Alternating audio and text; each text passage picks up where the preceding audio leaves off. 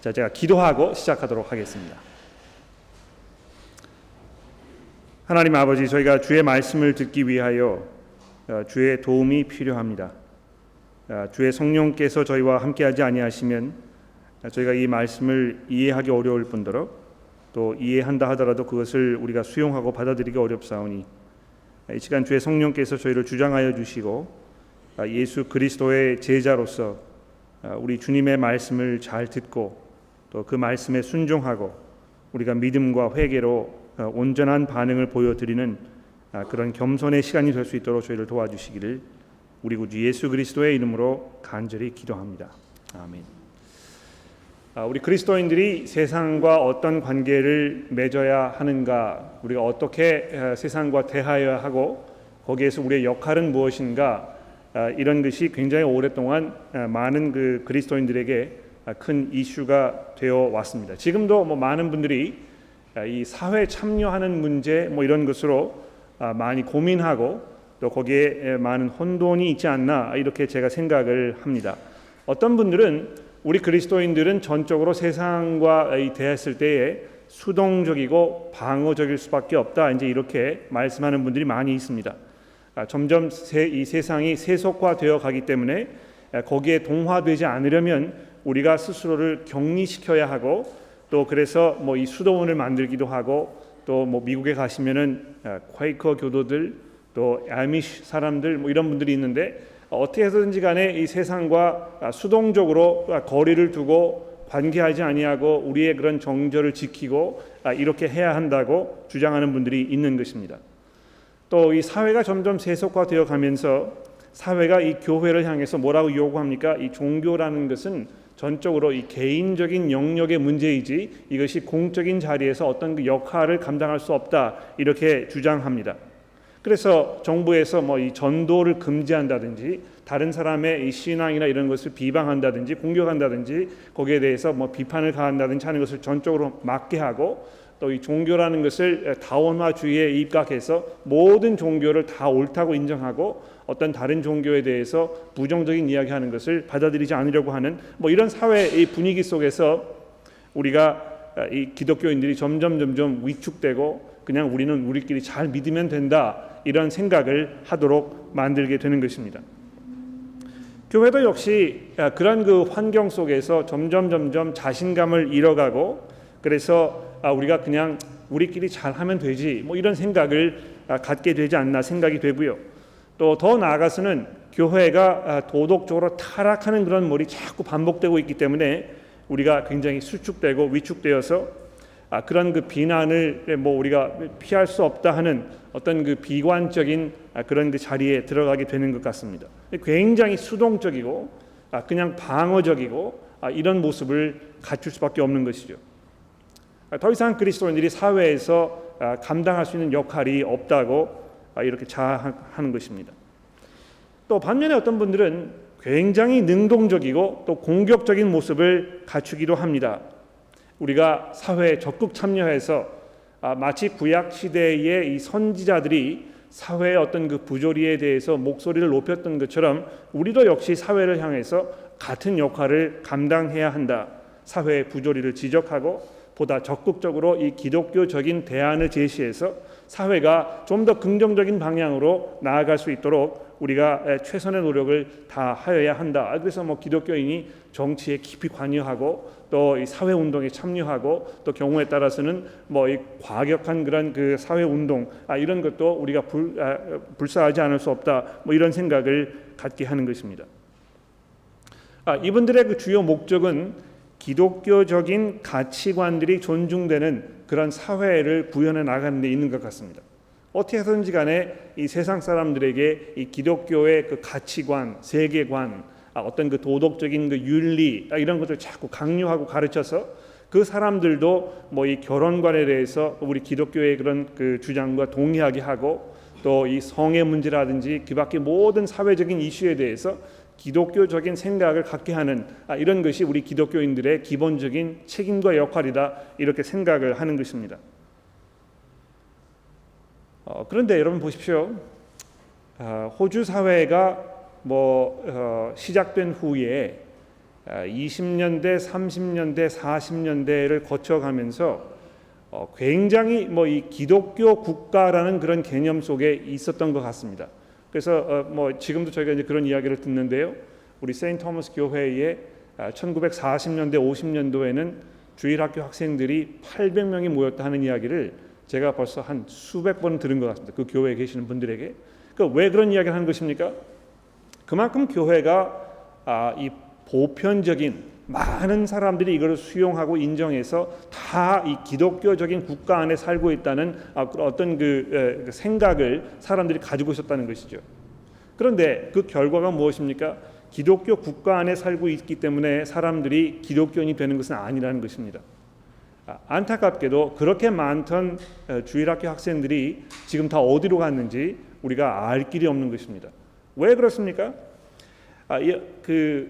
어떤 그 기독교의 문화를 수용하고 거기에서 살고 있고 그런 방식으로 사는 것이 마치 그리스도인의 제자인 것처럼 우리가 혼돈하고 착각하는, 그래서 이 복음이라는 것에 대한 것에 분명하게 우리가 이해하지 아니하고 그것을 자꾸 희석시켜가는 그런 결과를 초래할 수 있다는 것입니다. 그래서 이 건강한 사회가 되면 이 사회 부조리가 줄어들고 부패가 줄어들고 또 청렴한 어떤 그 정치인들이 이 자리를 갖게 되고 이런 사회가 구축됨으로 인해서 마치 하나님의 나라가 이 땅에 오는 것처럼 우리가 착각할 수 있게 된다는 것입니다.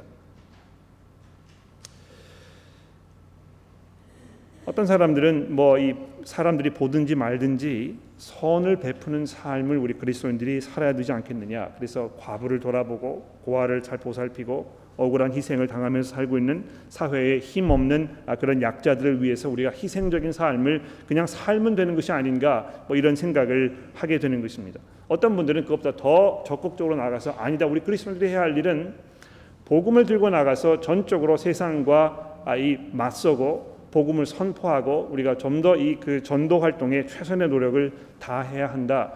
이렇게 해서 굉장히 많은 다양한 여러 가지 생각과 주장들이 이 교회 안에 존재하고 있습니다. 기독교인들이 세상 사람들과 어떤 관계를 맺고 살아가야 할 것인가, 이것이 쉬운 문제가 아니라는 것입니다. 여러분들이 그런 문제로 고민하고 계시는지 모르겠습니다만 예수 그리스도께서, 우리의 주님께서 오늘 본문 말씀을 통해서 우리가 싫든지 좋든지 간에 그 문제를 깊이 한번 생각해 보도록 우리의 마음을 잘 정리하고 이 문제에 대해서 분명한 생각을 갖도록 우리에게 요구하고 계십니다. 이게 나랑 무슨 상관이 있을까요? 저는 좀 마음의 위로를 받고 평안한 마음을 얻기 위해서 교회 왔는데 이런 그 주제에 글쎄 저는 별로 그렇게 관심이 없습니다. 이렇게 해서 그냥 이 스위치 오프 이렇게 하시는 분들이 계실지도 모르겠습니다만, 여러분, 이것은 예수께서 그분의 제자들에게 너무 중요하기 때문에 지금 던지고 계시는 말씀입니다. 우리가 이 말씀을 들어야 하고 이것이 우리에게 무엇을 요구하고 있는지 깊이 생각해보고 우리의 삶이 거기에 어떻게 부합되고 있는지에 대해서 심각하게 고민해야 하는 그런 굉장히 중요한 그런 그 문제라는 것을 제가 먼저 말씀을 드리고 싶습니다. 자, 그래서 많은 분들이 이제 그 세상과 우리 그리스도인들의 역할, 이런 관계 문제를 생각하면서 오늘 우리 본문 말씀인 이 5장 13절의 말씀에 와가지고 우리가 이 빛과 소금과 빛의 역할을 감당해야 한다. 이제 이렇게 우리가 귀결하는 것입니다. 이 소금과 빛의 역할이 무엇인가를 사람들이 이제 생각을 하면서 기본적으로 이렇게 이제 이야기하는 것을 제가 여러 주석가들을 통해서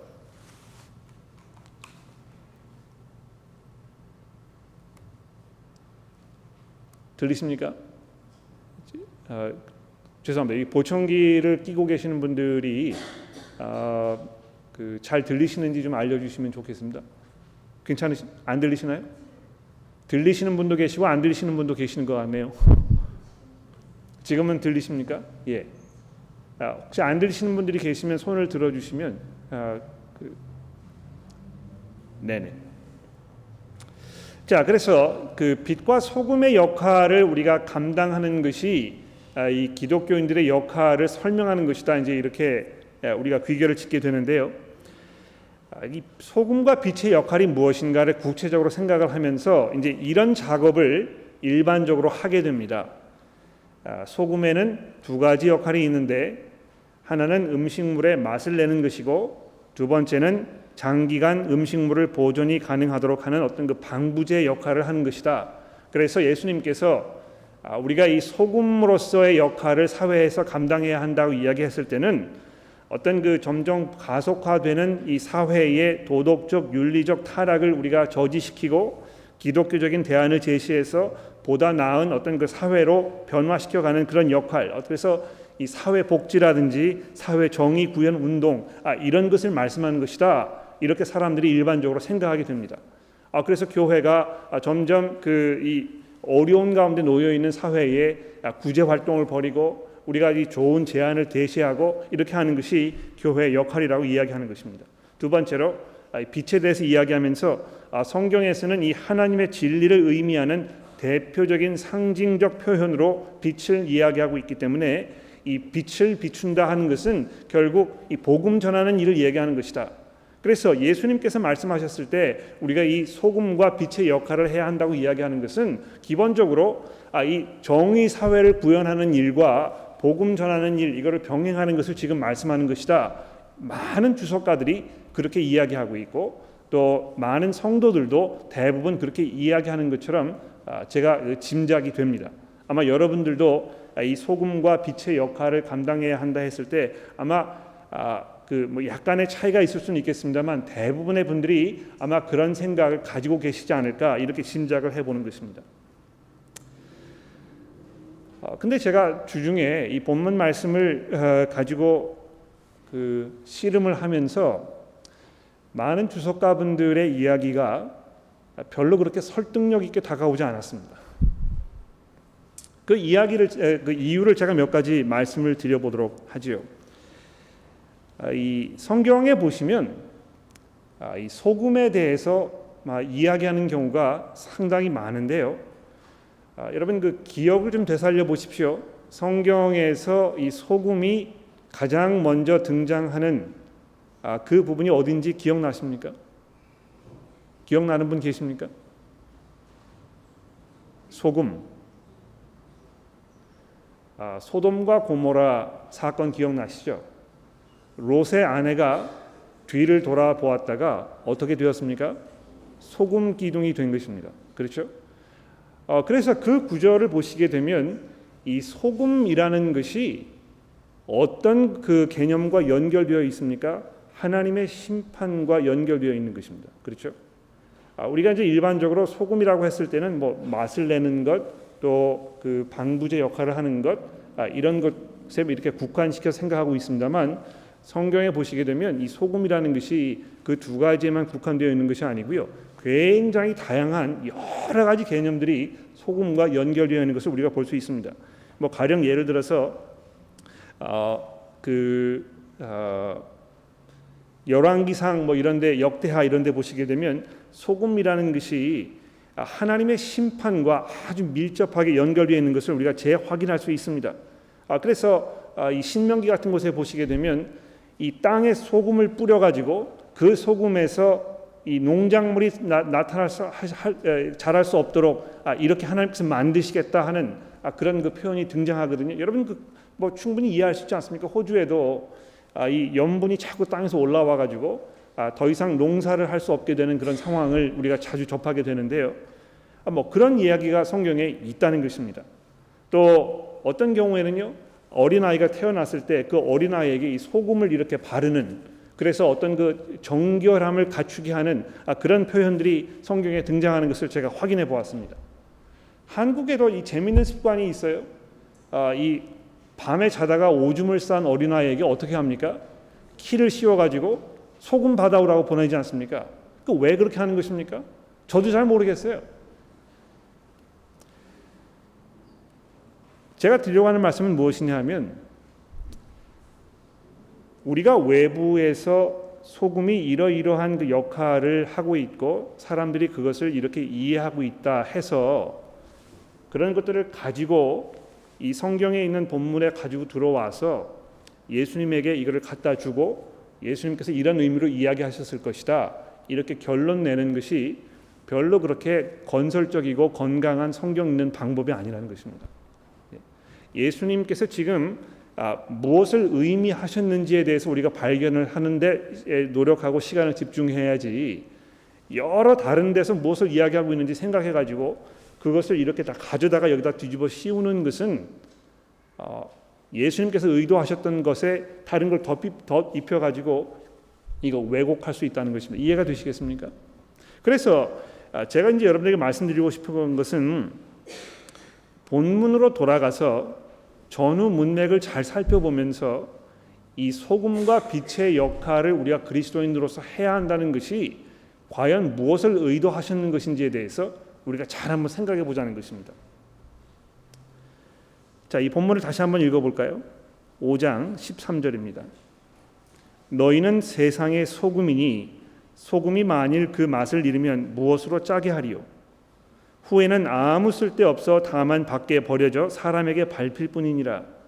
너희는 세상의 빛이라. 산 위에 있는 동네가 숨겨지지 못할 것이요 사람이 등불을 켜서 발 아래 두지 아니하고 등경 위에 두나니 이러므로 집 안 모든 사람에게 비치느니라. 이같이 너희 빛이 사람 앞에 비치게 하여 그들로 너의 착한 행실을 보고 하늘에 계신 너의 아버지께 영광을 돌리게 하라. 자, 여기 몇 가지 제가 말씀드리고 싶은 게 있는데, 우선 첫 번째로 바로 너희가 세상의 소금이고 바로 너희가 세상의 빛이라 하는 이 부분을 좀 주목해 보십시오. 이 그 헬라어 성경에 보시게 되면 너희는이라고 하는 그 표현에 아주 강조가 되어 있는 것을 우리가 볼 수 있습니다. 특히 이제 그 헬라어에서는 어순 이거 이렇게 별로 중요하게 생각하지 않는데요. 특별히 어떤 경우에 어떤 강조를 해야 할 특별한 개념이나 어떤 단어가 있으면 그것을 맨 앞에다 갖다 놓는 경우가 많이 있거든요. 그런데 오늘 본문 말씀이 그런 예의 한 가지라는 것입니다. 예수님께서 너희는 바로 너희가, 내가 다른 사람들을 말하는 것이 아니고 지금 내 이야기를 듣고 있는 이 산 위에 이 주변에 수많은 사람들이 몰려 있지만 거기에서 내가 선택해가지고 내 제자로 부른 바로 너희들, 바로 너희들이 이 세상의 빛이요 이 세상의 소금이라고 이렇게 말씀하고 있는 것을 우리가 주목할 필요가 있는 것입니다.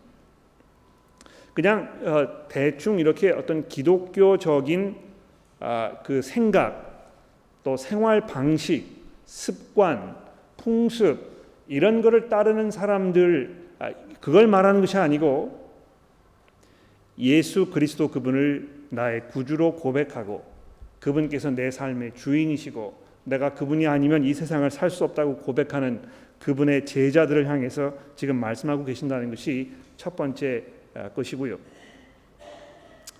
두 번째로 이 소금과 빛에 대해서 이야기하고 있습니다만 거기 또 한 가지가 첨가되어 있습니다. 무엇입니까? 산 위에 있는 동네에 대해서 말씀하고 있지 않습니까? 그렇죠? 소금과 빛에 대해서만 말씀하시는 것이 아니고 산 위에 있는 동네에 대해서 말씀하고 있다는 것입니다. 자, 근데 이 소금과 빛 이것에 대해서 우리가 생각하기 이전에 이 산 위에 있는 동네에 대해서 한번 생각해 봅시다. 예수님께서 뭘 지금 말씀하시려고 하고 있는 것입니까? 산 위에 동네가 있다는 건 뭘 말하는 것입니까? 훤하게 들여다 보인다는 것입니다. 네. 또 그것이 어떤 그 숲, 자연 이런 것과 사람들이 인위적으로 만들어 놓은 어떤 그 건물, 동네 이런 것과 비교해서 아주 그 특성을 환하게 드러내는 그런 상황을 말하고 있는 것입니다. 동네 위에, 산 위에 동네가 지어져 있으면 멀리서도 그것이 바라볼 수 있고 그것이 눈에 확 선명하게 들어오고 이 의심의 여지가 없다는 것입니다. 그렇죠? 그 특성, 독특함 이것을 예수님은 강조하고 있다는 것이죠. 그런데 소금에 대해서도 똑같은 내용을 지금 예수님 말씀하고 있는 것입니다. 소금이 소금의 가치를 유지하려면 어떻게 하는 것입니까? 짠맛을 낼 수 있어야 하는 것입니다. 소금이 단맛이나 또는 신맛을 내려고 사용하는 것이 아니고요. 그 소금만의 독특한 고유한 그 특성이 있는 것입니다.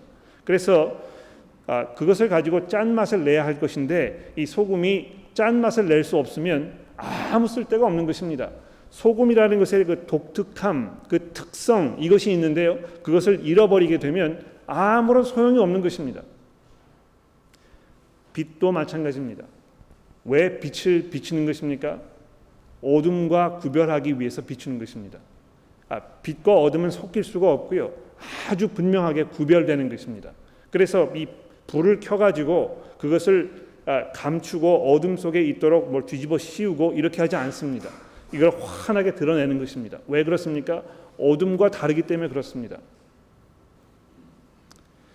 그래서 예수님께서 지금 이 소금과 빛, 또 산 위에 있는 동네에 대해서 말씀하시면서 강조하시려고 하는 것은 예수 그리스도의 제자들이 아주 독특하다는 것입니다. 예수 그리스도의 제자들만이 가지고 있는 그 특성이 있다는 것입니다. 그런데 그 특성이 아주 독특하고 너무너무 구별이 잘 되어서 이것이 눈에 확 드러난다는 것이죠.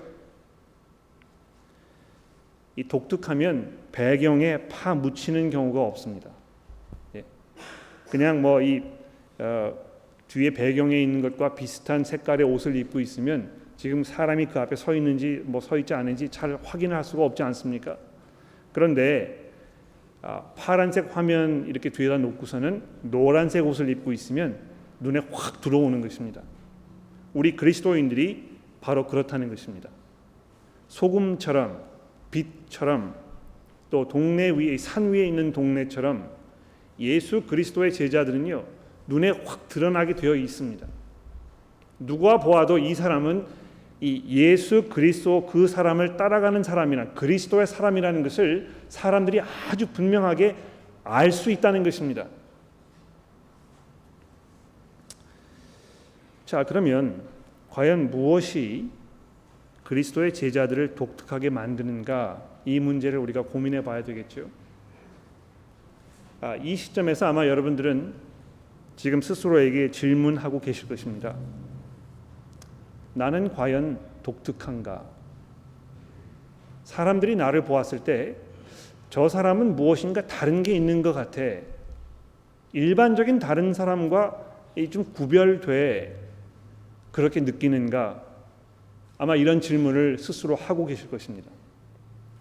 자, 그런데 무엇이 예수 그리스도의 제자들을 독특하게 만드는 것입니까? 16절에 보십시오. 너희 빛이 사람 앞에 비치게 하여 그들로 너희 착한 행실을 보고 하늘에 계신 너희 아버지께 영광을 돌리게 하라.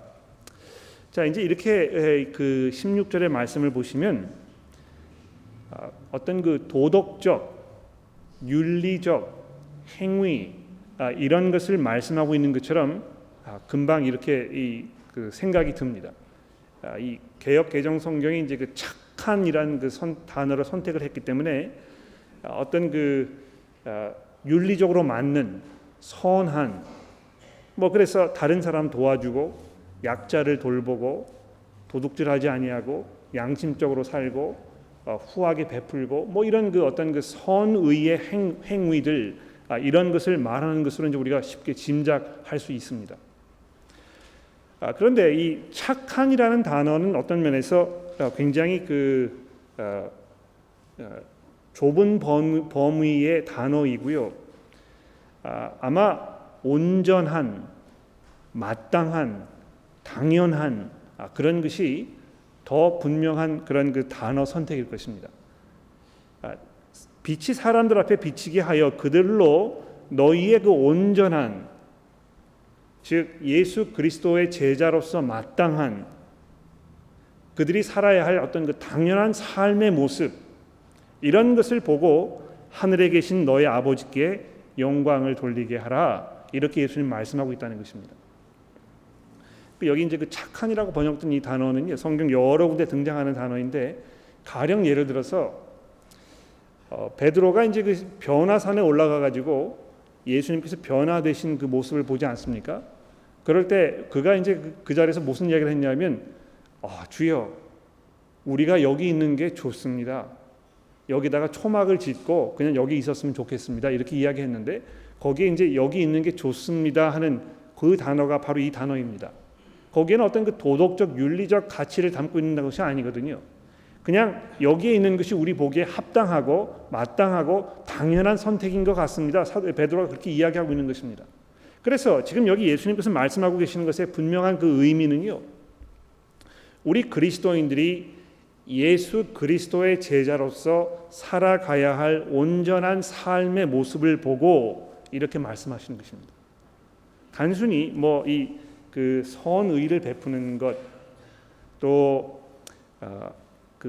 뭐 약자를 돌보는 것, 어떤 그런 그 정의에서의 그런 선만을 말하는 것이 아니고 보다 포괄적으로, 보다 넓게 그리스도의 제자로서의 삶을 말하고 있는 것입니다.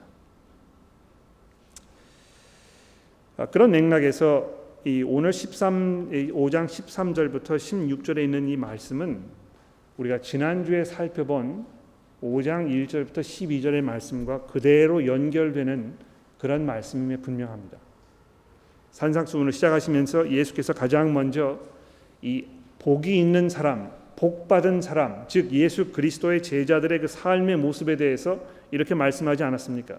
심령이 가난한 자, 애통하는 자, 온유한 자, 의에 줄이고 목마른 자, 긍휼히 여기는 자, 마음이 청결하고 화평케 하는 그 사람, 의를 위하여 박해를 받는 그 사람, 바로 이런 사람들에게 복이 있다 말씀하셨는데, 예수 그리스도의 제자라면 이런 그 성격, 이런 그 특성, 이런 것을 가지고 있다는 것입니다. 그래서 여기 특히 그 맨 마지막 절에 보십시오. 나로 말미암아 너희를 욕하고 박해하고, 11절입니다. 너희를 욕하고 박해하고 거짓으로 너희를 거슬러 모든 악한 말을 할 때에 너희에게 복이 있나니 기뻐하고 즐거워하라. 하늘에서 너희 상이 큼이라. 너희가 전에 있던 선지자들도 이같이 박해하였느니라. 그냥 단순히 뭐 선을 베풀고 사람들에게 이 칭송을 받고 그런 것을 말하는 것이 아니고, 복음을 위해서 예수 그리스도의 제자이기 때문에, 하나님의 나라를 소망하는 사람이기 때문에 우리가 겪을 수밖에 없는 어떤 그 어려운 상황들 다 포함하고 있는 그런 말씀이라는 것입니다. 재미있는 사실은요, 이 교회로서 어떤 그 사회복지 이런 활동을 많이 하면 사회에 있는 사람들이 교회를 굉장히 좋아합니다. 뭐 이 저희 교회 근처 이렇게 멀지 않은 그 애쉬필드에도 이 유나이팅 처치가 하나 있는데, 거기를 담임하고 있는 그 빌 크루즈라는 목사님이 있습니다. 그분이 하시는 그 중요한 사역은 집 없는 사람들 매일마다 점심 식사를 교회에서 무료로 제공하는 그 일을 합니다. 뭐 그것뿐만이 아니고 뭐 여러 가지 사회 소외되고 어려운 일을 당하는 그 사람들 불러다가 도와주고 하는 역할을 많이 하는데요. 빌 크루즈 목사님은요, 이 시드니 사회에서 믿지 않는 사람들 사이에 대스타입니다. 모든 사람들이 교회가 바로 할 일은 저것이다, 저렇게 해야 한다, 이렇게 이야기합니다.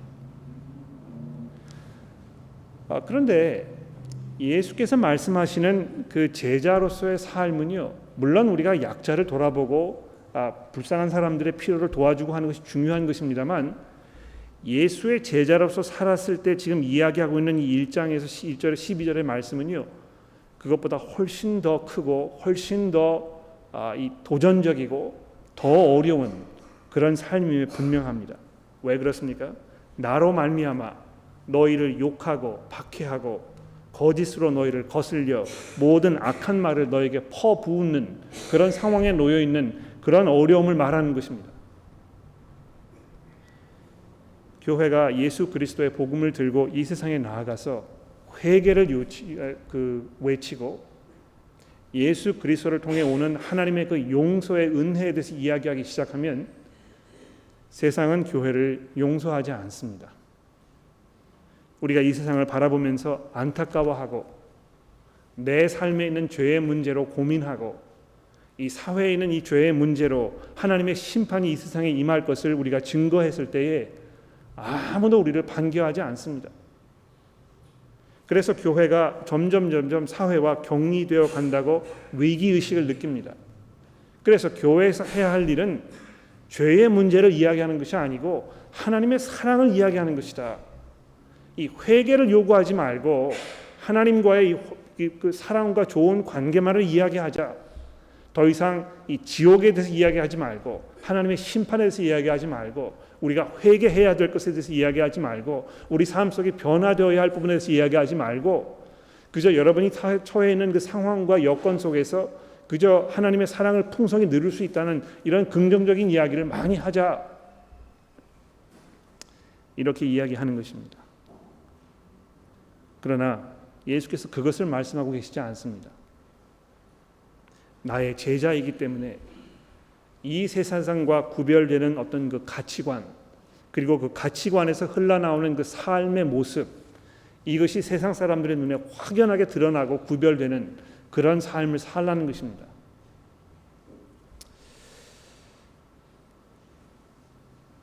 자, 그리고 나서 이제 제가 다음 주에 설교 드릴 내용에 대해서 약간 그 언지를 드리고 싶은데요.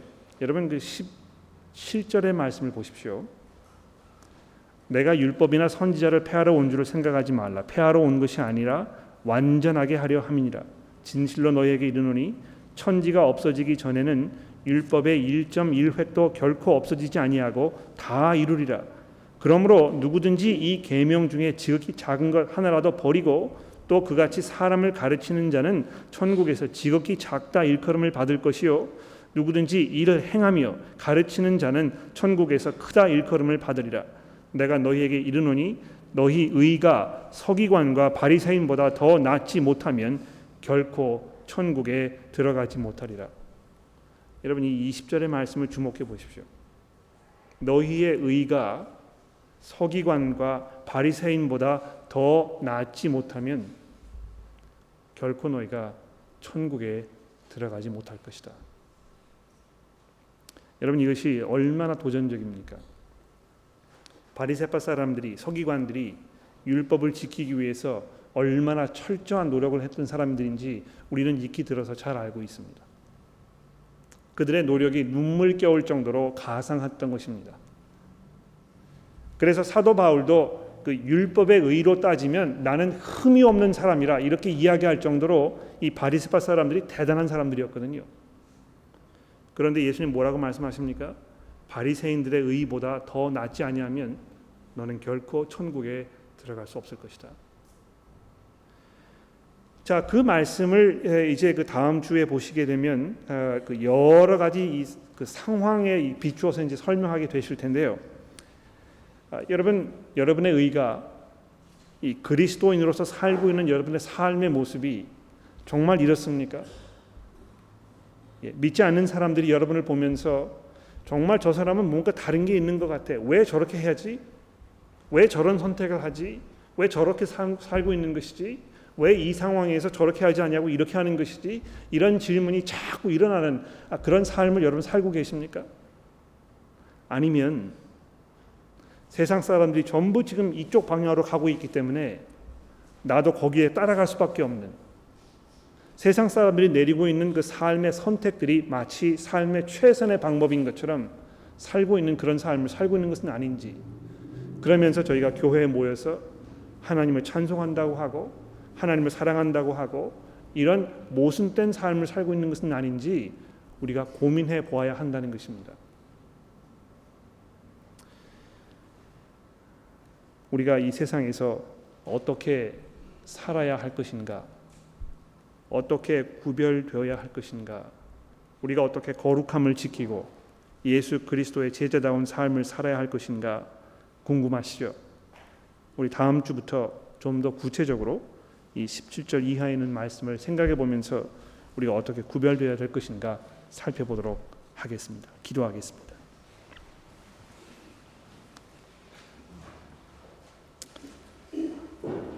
하나님 아버지, 저희가 이 세상을 바라보면 조바심도 나고 두려움도 앞섭니다. 혹시 나는 낙오되는 게 아닌지, 손해를 보는 것은 아닌지, 이러다가 이 세상에서 살아남지 못하는 것이 아닌지, 그런 불안과 염려가 우리를 휘어잡습니다. 나도 다른 사람들처럼 편안하게 살고 또 떵떵거리며 자랑하고 싶고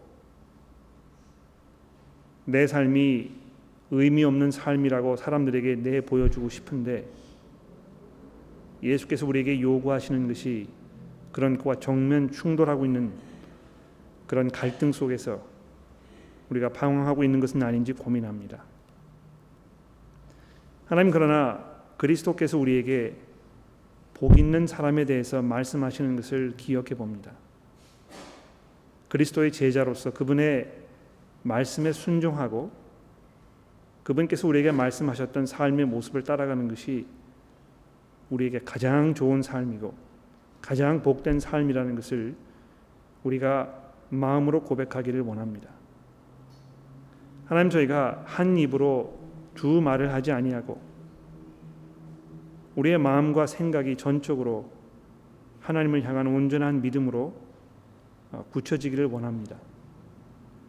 주께서 저희들의 마음과 생각을 주장하여 주셔서 이 세상을 향한 우리의 그 동경심과 또 세상 사람들을 부러워하는 그런 마음을 저희들에게 제거하여 주시고 우리가 눈을 들어 하나님의 나라를 바라보며 그 땅에서 누리게 될 우리의 영광을 소망하는 삶을 살게 하시고 매일매일의 삶 속에서 예수 그리스도의 제자가 취해야 할 선택이 무엇인지 깊이 고민하는 우리 모두가 될 수 있도록 도와주시기를 우리 구주 예수 그리스도의 이름으로 간절히 기도합니다.